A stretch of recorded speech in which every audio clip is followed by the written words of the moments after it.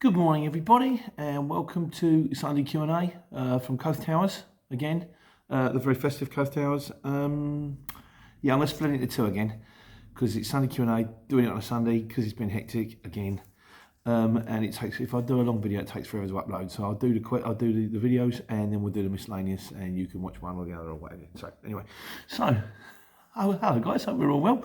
On the subject of Coast Towers, Van on the Run says, good to see you back in Coast Towers again. Thought she chucked you out and you were living in the truck. No, God willing, we're okay. Although it is always nice to know that you've got somewhere to go to that's warm and has got a bed. So that's always dead handy. It's better than Mercedes Travelodge and it's better than places to stay in Dunstable. But no, we're here and Christmas is coming and things are okay, so that's lovely. Right, I threw this one up because it happened to me on Thursday, and it's been quite a nice response actually on the shortest job, because I had to do this job and I moved 11 pallets. If it was half a mile, I'd be amazed. I drove out the gate, turned right, drove for around 10 seconds and then turn right again. It's brilliant. It did make me smile. But of course I thought, is this the shortest job? Well, of course it's not, is it? Lee Westcott, he said, I did a house move once, literally to the house next door. He said, we didn't use a van. He said, we just used like the sack bearer. So they must have turned up, taken it out the front door of one house, along the pavement, and back in the front door of another house. I bet that got your nerves. I bet you'd like to have gone across the garden. C11 Yan said, my shortest one, a box from the 9th floor to the 5th floor in the city of London, and also just driving. He said, I've done an envelope from the 1st floor to the 4th floor. Presumably, if you're in a company in the city, and say, for example, you're at JP Solicitors, it's got to go to PS Solicitors, you just put the stamp on it, ring the courier firm, without even thinking, hang on a second, PS Solicitors is actually up 4 flights in a lift. 4 flights of stairs, So I guess it does happen. Lee Harris said, I had to pick up a pallet and go 2 doors along on the same industrial estate. He said, the thing is, this company had a forklift. He said, it's the easiest 40 quid I've ever earned. And if you think about it, like the job that I did on Thursday, I thought, if they'd have actually taken the pallets out of their thing, driven them out on the road down and in, they probably would have done it quicker. I mean, it took me 20 minutes to get there. But the thing is, obviously you've got to get past the security gate. You can't just sort of rock up with a load of pallets and go, there you go. But, well, lucky me then, kind of thing. Jason Burke said, he said, when I was doing the Argos, he said, I had a drop that was 2 minutes walk away from the distribution centre. He said, but it was the last run and I was in the van. So he said, what I decided to do, I thought, well, just drop it off. So he said, it was a block of flats. He said, I couldn't get parked. He said, I was on double yellows. He said, I had to leg it up 5 flights of stairs, get the parcel off and leg it down 5 flights of stairs, hoping he wasn't going to ticket. He said it would have been easy just to go back to the depot, but learn as we go on that one, I'm sure. And these are my favourites, in fairness. Matt Hodges, he says, I once delivered pizza to the guys above the shop. How lazy is that?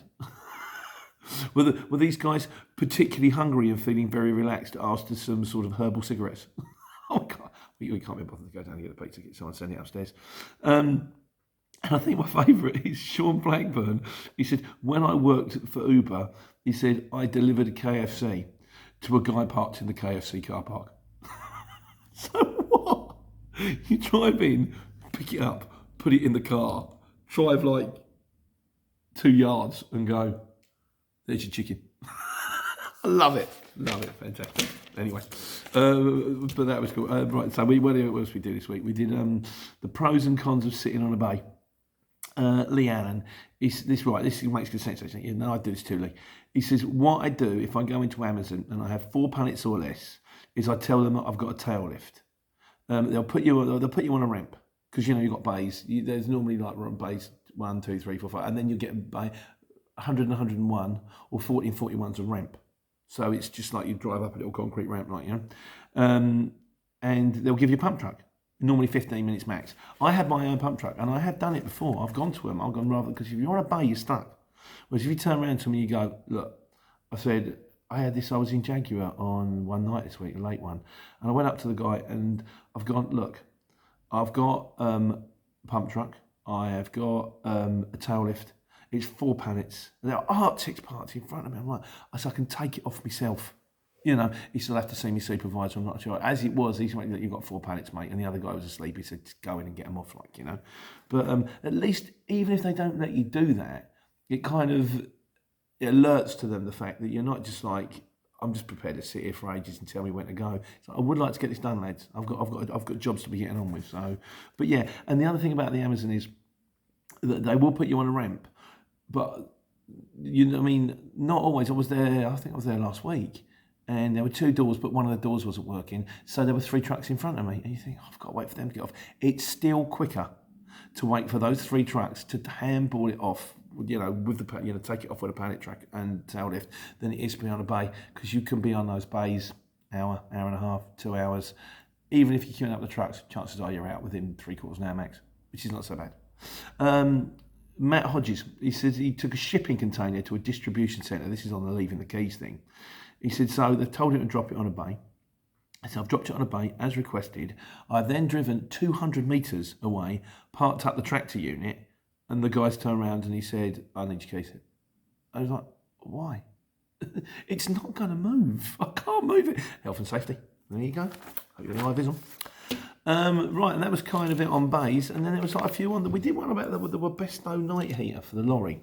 And a few things fired up from this one as well, which is Lee Westcott again. He said, is there an aftermarket one where you could turn a heater on from your smartphone? Now, it's funny you should say this, because my mate Steve Campbell's come up with one. He has in his van, he says, I've self-installed a Chinese diesel heater. He said it's a fraction of the cost with a separate battery, fuel tank, and a key fob. So he said, so basically from your house, you can turn it on, you click, and turn it on in the morning. So when you get, which is kind of nice, you know, you do that thing where you have the keys on the driveway, which isn't safe because people drive off with your car. And you get up in the morning, and then if you can be bothered, you go out in your sort of your slippers, and you sort of turn the car on so it's nice and warm and defrosted when you get into it 10 minutes later. If you could do that by key fob, just click when you wake up in the morning and the car's all warm and toasty, wouldn't that be lovely? Yeah, you have to tell us a bit more about that, Steve. I'll pass it on to the guys on the channel, to everyone on the channel. Also, he's going to say, I'm thinking of jumping into a 7.5 tonne. Would I need an O licence for each body? He's got this idea of using it sort of removals, I think, and using it as container storage. I'm going to throw a video out on that one because we're going to need a bit more advice on that, I think. I don't know, because I know when you apply for the O licence, it says how many units are you running and how many trailers, but they're not technically trailers. So I think we're talking about like a kind of a Thunderbird 2 type thing, where it's like a container. You drop the container. They would put. I know you can do this. It's like a self-removal. You put the container on someone's driveway, or you know, and then they basically do the removal themselves. They load the container. Then you come and pick the container up, take it back to the yard, and then when they get to their new house, you do the same again. You drop the container on their driveway. They do the removal bit. Take the stuff out as and when they need to, and then you come take the empty container away. I think. Let me know if that's the kind of thing you're trying to get at, and we'll try and do a video and see if we can get. And if anyone's got any comments, of course, please do. But I might do a video on that to see if we can get drill to the bottom of it, because I think that's a bit more complicated. Yeah, and Lee Allen says he has a heater. His cab gets lovely and warm. Do you know the other thing I keep doing? I'm using it now because I think, well, it's there. And if you're sitting at like 6 o'clock in the morning, and you know I've done a lot of jobs. It's finished now. Did quite a few jobs the week before where I was picking up early in Nottingham and having to drop it into Kensington. And I'm on a bay. I know it. I'm going to be there for 3/4 an hour. So I put the heater on, and then I'm all loaded and off I go. I get like, you know, half an hour down the road. I think, Christ, why it's warm in here. Look up, I've got to turn it off. So I've got the heater going from the van, from the truck, and the night heater going as well. It's like, that's just double prices. That's ridiculous. James Canning says, when getting hire and reward, this is going on, I don't know why. All right, we'll throw it up anyway. When getting a hire reward, what would be, would it be best to put yearly mileage on, e.g. 1,200 miles, 2,400 miles? If you go over, can you extend it? I would say, James, the best thing to do is not to put yearly mileage on. If you want to be earning proper money, you've got to be looking at Simple Brian said to me, you said to earn proper money in a van, you want to be doing 60 to 70,000 miles a year. And that's what I was finding. I find that you do less in a truck, because if you're like, the best jobs seem to be like the 50-mile jobs, because it's that thing again, it's that problem where you don't get that much extra money for doing extra miles, like, you know. But and most time rewards, I know, don't put a mileage on them, because they expect you to be delivering all over the country, so they expect your miles to be high, and they factor that in. Personally, I wouldn't put a mileage on. I mean, don't get me wrong, if you can get a super cheap quote, but like I say, if you want to be earning money, you want to be doing miles. So there you go. And Andreas Kaleos, this is to do presumably with the 7.5 ton, but not to do with an iron. I'll tell you what, Andreas, I'll come on to that one when we do the miscellaneous, which we shall do shortly. Yeah, I'm going to call it there, because then I can start uploading this video, and then we'll do Sunday Q&A part 2, which will just be exactly the same thing, but me probably with the hat the other way around. In the meantime, hope you're all well. Hope I get to speak to you in a second. Take care, take money.